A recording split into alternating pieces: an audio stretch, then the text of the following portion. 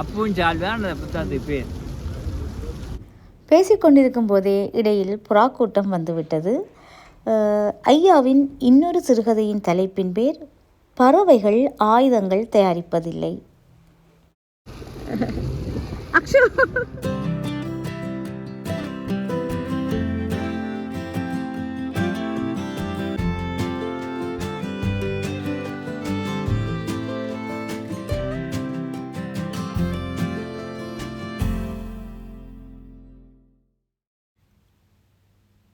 என்னதான் கணனிக்கு முன்னால் இருந்தாலும் இந்த புத்தகத்தை முகர்ந்து பார்த்து வாசிக்கிற சுகமே ஒரு தனி சுகம்.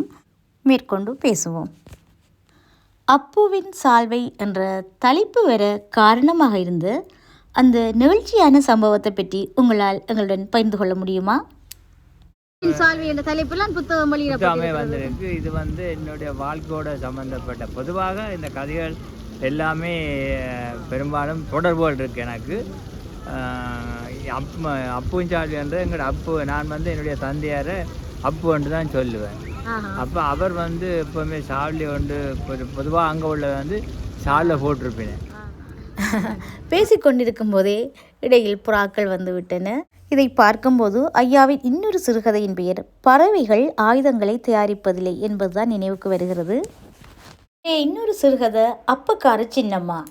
அதை பற்றியும் ஒரு சொல்லுங்கள். அதுவும் எங்களோட ஊரில் உள்ள ஒரு உண்மையான ஒரு பொண்ணின் வாழ்க்கை தான் அது. அப்போ அதில் ஒரு ஒரு பெரிய தியாகத்தன்மை இருக்குது. கதையை வாய்ச்சி போட்டு நீங்கள் விமர்சனம் பண்ணுறோம்.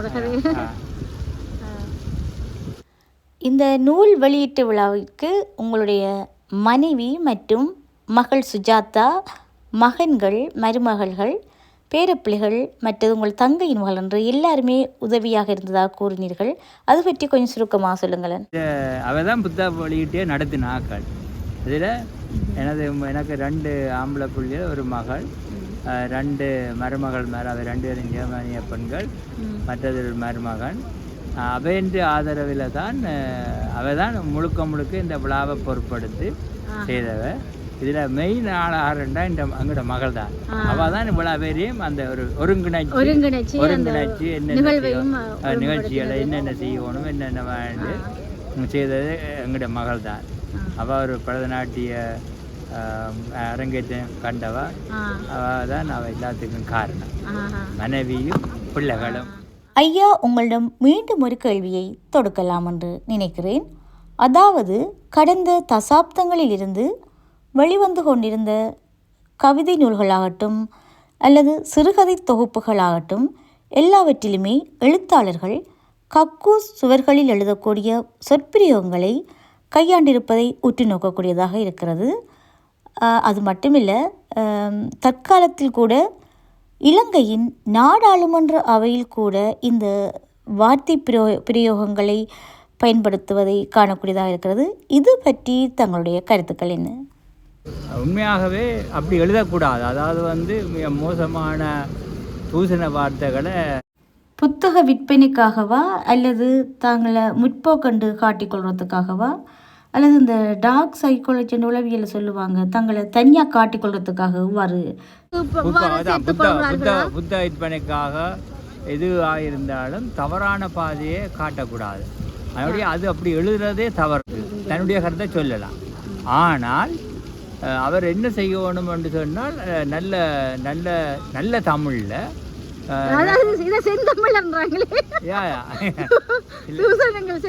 இல்லை அது அவரவர் அபிப்பிராயம்.